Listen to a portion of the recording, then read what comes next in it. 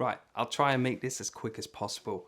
Today we're going to be talking about Canon RF24-105 F4-F7.1, and this is the STM kit lens that you would actually get if you were to buy it as a kit bundle.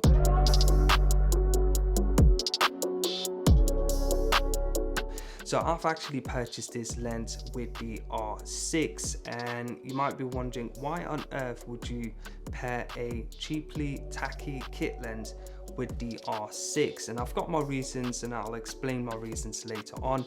But I've, like I normally do with all of the equipment that I look into at purchasing, I found out that it's actually received quite a bad reception in terms of the announcement. Quite a lot of people have tested it out and found out that it's absolutely worthless, other than certain groups of people. And again, I will talk about that later on. But yeah, the reception that it's actually got wasn't terrific, and I kind of understand why, because on the other end of Canon RF lenses, they are extremely expensive and most likely extremely high build in terms of image quality and just build quality in general. So you bring this guy out and you'd be thinking, okay, well, it's going to get the same amount of research and development and image quality, but it hasn't. It's a kit lens, and I kind of think that people have actually misunderstood this lens, to be honest. I bought this lens for a particular reason, and then again, I will explain that later on. But let's just talk about all of the headlines that this particular lens has actually received. And of course, the biggest one is the aperture. So a kit lens, they tend to be at a variable aperture, so you would expect the aperture to close down at some stage as soon as you start to zoom in on something. In this case, it isn't any different. So the aperture actually closes down from f4 to 7.1, and that is a bit extreme because quite a lot of lenses, especially variable aperture, they tend to close down to, I think, about 5.8 or 6.3. So I was actually kind of confused as to why it would actually close its aperture down that drastically to 7.1. Not only that, it actually closes its aperture down quite quickly as well, and this is around about 70 to 85-ish millimeters. At that range, that's the aperture at its maximum, and that's at 7.1. So around about 70 to 85 millimeter, that of course is the go-to focal distance for portraits and all that kind of stuff, product photography, really nice depth of field, that kind of stuff. So it's quite surprising why they would have actually brought this lens out and make sure that the aperture closes down at that range. I would expect it to be, maybe later on, not later on, but maybe further on. So we're talking 100 millimeters, or maybe the last 10 millimeters, even maybe the last 5 millimeters. But no, it's about 75 to 85 millimeters, and it stays fixed all the way up to 105. So again, with that, I kind of understand why they've actually done that, and again, I will talk about that later on.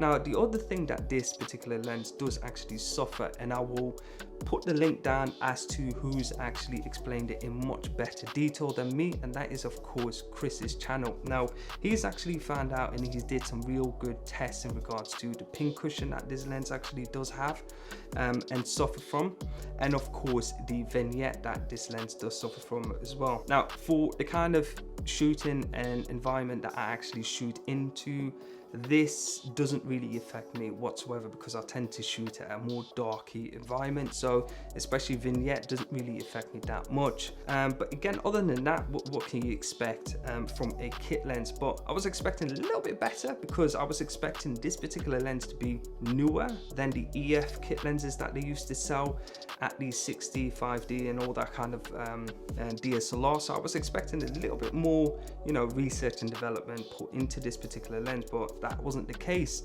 All of that was clearly spent on the more expensive L lenses out there. Now, the last thing that I really wanted to talk about, and that is the build quality. Now, I can't really fault it for the way it is because it is fairly light, but this whole shell itself is made out of plastic. The only thing that is rubber is the zoom lens, and this little control ring out there is also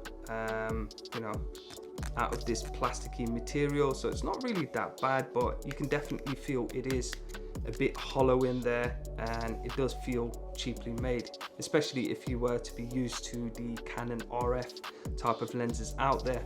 Now, with that out the way, let's just talk about all of the good things that this lens has got going for it that people always tend to forget, and that is the price of this lens. If you were to buy this lens without any of the body, so without the discount or whatnot, you would actually be able to get this particular lens less than £500. So we're talking a brand new RF zoom lens. Nothing really special in terms of aperture, but definitely versatile. So it's got a broad spectrum of focal distance, so it can focus, shoot at 24mm all the way to 105, and I think that is critical, to be honest, because especially as a kit lens, you can actually experiment what kind of focal distance you tend to shoot at. The next thing that really is good about this particular lens is, of course, this little bad thing here, and that is the stabilization. So with this lens, you will get 8 stops of stabilization when you pair it to a Canon R6 or R5. So I've got it with the R6, and I can confirm stabilization is really good, and that is without actually using the digital stabilization. So if you really wanted to, you can actually use that, but it does kind of crop in quite dramatically. But just with the image stabilization coming out of the lens and of course the body, you get up to 8 stops of stabilization. And I've kind of did actually notice the stabilization, but you do get a little bit of warping down the edges, but it's nothing as drastic as if you were to use, let's just say, something like a 15 to 35 f2.8. That's the more expensive lens. So at 24mm, you do get a little warping in the corner down there, if you really pay attention to it. But if you really control your hands and you were to walk and vlog, you can do so with this particular lens. Now, even if you don't have an IBIS with it, this lens stabilization is so good that it would still work really good with a camera body like such as something like a RP, which doesn't have IBIS built inside its camera body.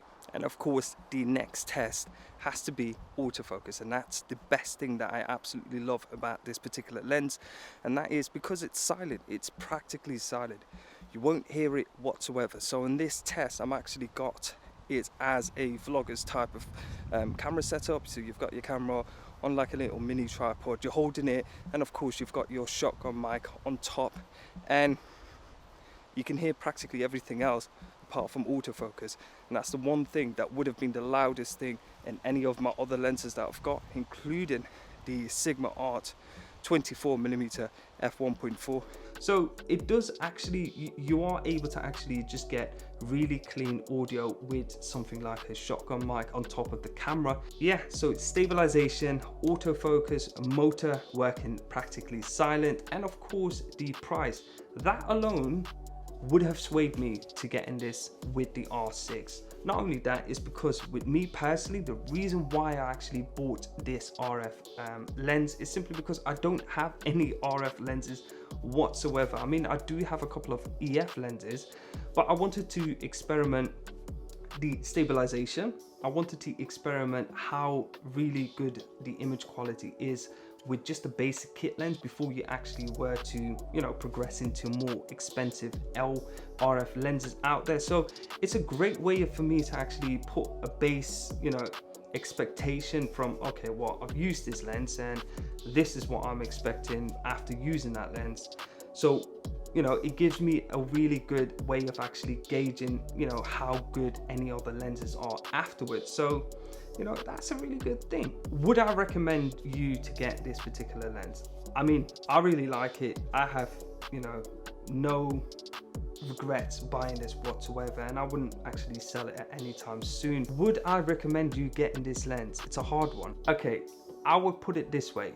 If you have not got any EF or full frame, previous Canon DSLR type of lenses, we're talking, 50mm, all that good stuff, then yes, I would tell you to actually purchase a body if you are in the game of looking for something like an RP or R5 or R6, I would try to get you this particular lens. I would much rather spend my money at this nice cheap lens and I'll obviously find out the focal distance that I do tend to shoot at, which I've done right now, and buy a fast prime as opposed to a 24-105 f4. I wouldn't get me wrong, I really do like this lens, and don't get me wrong, it does have its faults, and the biggest drawback of course is the aperture closing down.